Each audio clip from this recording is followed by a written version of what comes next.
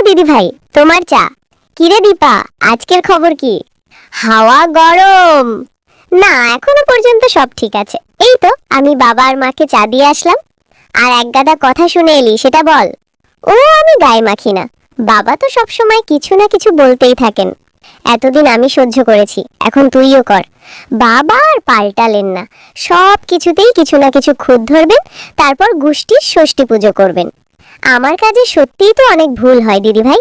এই তো আজকে বাবাকে বড় কাপটাতে না দিয়ে অন্য কাপেই চা দিয়ে ফেলেছি।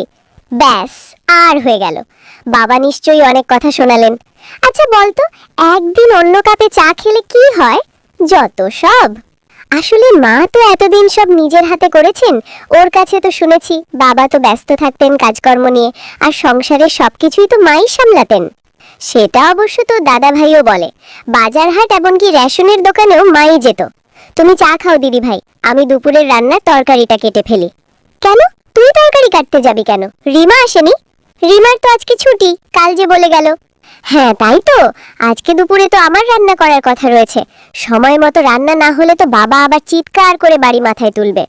তুমি চিন্তা করো না দিদি ভাই, আমি হাতে হাতে কাজ করে দেব। সত্যি রে দীপা, তুই এই বাড়িতে আসার পর আমার একটু স্বস্তি হয়েছে, না হলে সবসময় মার সাথে যোগানদারি করতে হতো। হ্যাঁ দিদি ভাই, মা কিন্তু সবসময় কিছু না কিছু করেই চলেছেন। শুধু রবিবার দুপুরে রান্নার দায়িত্ব তোমার। সেটা কেন জানিস? মা মাটন ধরবেন না, আর বাবার রবিবার মাংস না হলে চলে না। তাই আমার দায়িত্ব এসে পড়ে মাংস রান্না করার। আজ সকালেই তো দাদা ভাই মাংস নিয়ে এসেছে, আমি ভালো করে ধুয়ে রেখেছি। আমি সব মাখিয়ে রেখে দেব। দিদি, আচ্ছা দিস, আমি ঘরটা একটু গুছিয়ে তারপর যাচ্ছি। রবিবার ছাড়া তো আর সময় পাই না। তুমি ধীরে সুস্থে এসো তো, আমি সামলাচ্ছি ওদিকে। বড় বৌমার অবস্থা দেখেছো? দিনে দিনে কিন্তু বড় অবাধ্য হয়ে যাচ্ছে। ছি ছি, এ আবার কেমন কথা? বড় বৌমা কি ছোট বাচ্চা নাকি যে ওকে এভাবে বলছো? বলবো না তো কি, প্রত্যেক সংসারের একটা নিয়ম কানুন তো আছে। আজকাল দেখি কোনো কিছুরই তো আক্কা করে না। না না, এ আমি মানতে পারছি না। বড় বৌমা অফিসে ভালো চাকরি করে, তার কত দায়িত্ব সেখানে। ও তাই বলে বাড়ির কোনো দায়িত্ব থাকবে না? অফিসের নিয়ম কানুন মানতে পারবে, আর বাড়িরটা নয়? সকাল গড়িয়ে দুপুর হতে চলল, এখনো রান্না শুরু করতে পারলো না। না না, বড় বৌমা একটা দিন ছুটি পায়, ওকে কিছু বলো না। দেখবে ঠিক সময় মতো সব রান্না করে ফেলবে। এখন তো সাথে ছোট বৌমা আছে। হ্যাঁ, সে তো নতুন কদিন হলো বিয়ে হয়ে এসেছে, তাই এখনো ঠিকঠাক কথা শোনে। এরপর তো দেখবে বড় বৌমার মতো তারও ডানা গজাবে। তা যাই বলো, ওদের দুজনের মধ্যে কিন্তু খুব মেল। হ্যাঁ হ্যাঁ, সব জানা আছে গো, সব জানা আছে। এখন তো গলায় গলায়, দুদিন পরেই দেখবে মুখ দেখা দেখি বন্ধ। সে ওরা যাই করুক, তুমি কিন্তু ওদের দুজনকেই সমান চোখে দেখবে। আর শোনো, সব সময় বেশি খুঁতখুত করবে না।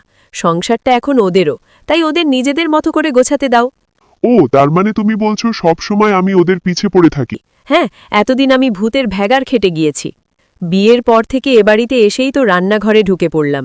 অসুস্থ শ্বশুর শাশুড়ির সব দেখাশোনা, দুই ছেলেকে বড় করলাম একার হাতে। অনেক কষ্ট সহ্য করেছি, আর নয়, আমার বৌমাদের পেছনে লাগার চেষ্টাও করবে না। হায় রে, কোথাকার কথা কোথায় টেনে নিয়ে গেলে না? আমারই ভুল হয়েছে, ভালো মনে করে দুটো কথা বলতে গেলাম। হ্যাঁ হ্যাঁ, তোমাকে আর ভালো কথা বলতে হবে না। কি রে দীপা, কি বুঝছিস? কিসের কি বুঝবো দিদি ভাই? এই শোন, তুই কি সত্যিই বুঝিস না বোঝার ভান করে থাকিস? ও দিদি ভাই, বকছো কেন আমাকে? আচ্ছা বলো না, কি বলছো আমাকে? বলছি, তোর শ্বশুর মশাইয়ের খবর কি?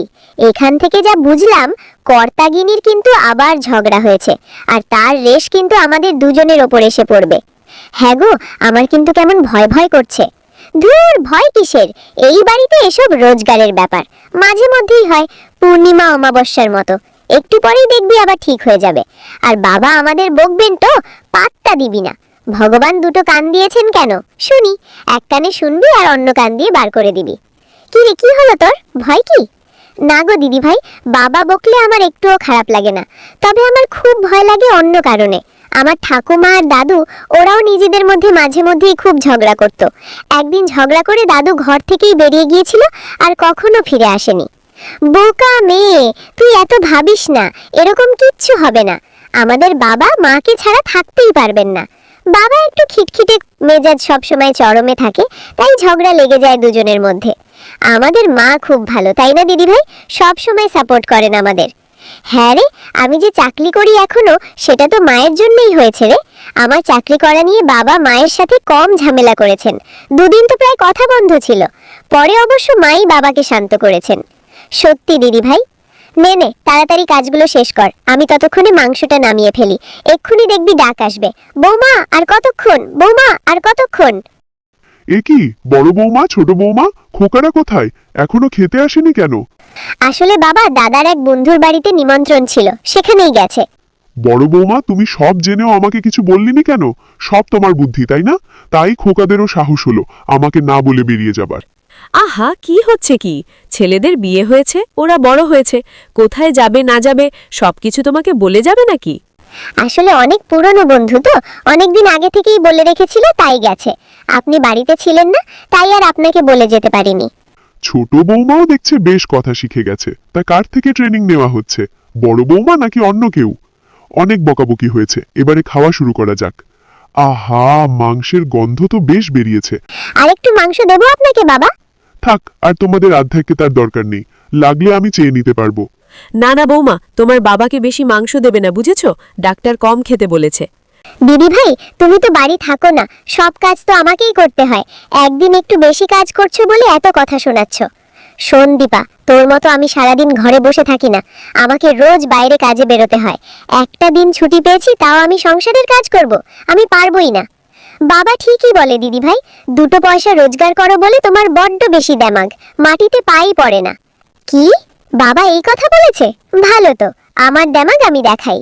কি হলো কি, তোমাদের দুজনের এত ঝগড়া কিসের? বাবা আপনি এসেছেন, খুব ভালো। আপনি বড্ড বাবার ন্যাওটা হয়েছিস যে বড়। এতদিন তো বাবার নামে আমার কাছে নালিশ করতিস, আর এখন? দিদি ভাই, তুমি এসব কি বলছো? আমি বাবার নামে কখনই কথা বলেছি তোমাকে? উনি গুরুজন মানুষ। কি ব্যাপারটা কি তোমাদের? আমি যে সামনে দাঁড়িয়ে আছি, তোমাদের কোনো ভ্রুক্ষেপই দেখছি না। থামুন বাবা, আজকে একটা ফয়সালা না হলে হবে না। অফিস থেকে আপনার বড় ছেলে এলে আমি বলবো, এই বাড়িতে আমার কোনো সম্মান নেই। কি হচ্ছে কি? তোমার শ্বশুর মশাই বাড়িতে আছেন তো? দেখছেন বাবা, দিদি ভাই কেমন ব্যবহার করছে আমাদের সাথে। খুব তো বাবার সোহাগী হয়েছিস। ঠিক আছে, আজ থেকে তুই থাক বাবাকে নিয়ে, আমি আর আমার বর মাকে নিয়ে আলাদা থাকবো। এ কি বলছো বড় বৌমা? তোমার মাথা খারাপ হয়ে গেল নাকি? আলাদা থাকবো মানে? আবার কি হলো কি এখানে? সেই কখন থেকে তোমাদের চিৎকার চেঁচামেচির আওয়াজ পাওয়া যাচ্ছে। ওগো দেখো না, কি সাহস এদের! বড় বৌমা আলাদা থাকতে চাইছে, আমরা দুজন দুই দিকে, তোমাকে আমাকে আলাদা করে দিতে চাইছে ওরা। সে কি বড় বৌমা, তুমি এসব কি বলছো? ছোট বৌমা, কি হয়েছে তুমি বলো তো? হঠাৎ তোমাদের কি হলো? বেশ তো ছিলে তোমরা। মা দিদি ভাই ঠিক বলেছেন, আমাদের আলাদা হয়ে যাওয়াই ভালো, সাথে আপনাদেরও। রোজ রোজ এই অশান্তির থেকে ঢের ভালো। বাবা কিন্তু আমার দিকে, আর মা আপনি আমাদের সাথে থাকবেন।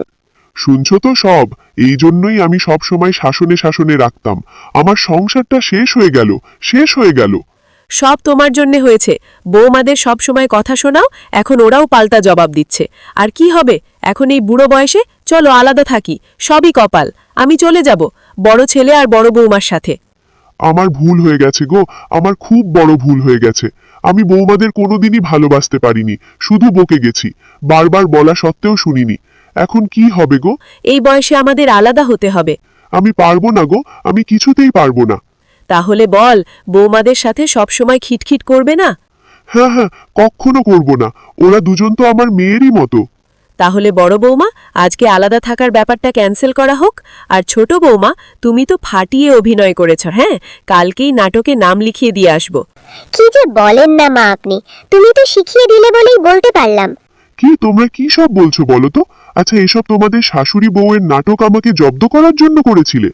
আসলে বাবা, আপনি রাগ করবেন না প্লিজ। না, আজ আর রাগ করিনি। সত্যিই তো, আমি তোমাদের শ্বশুর হয়েই থেকে গেছি, বাবা হতে পারিনি। আজ থেকে তোমাদের বাবা হলাম আমি, বুঝলে?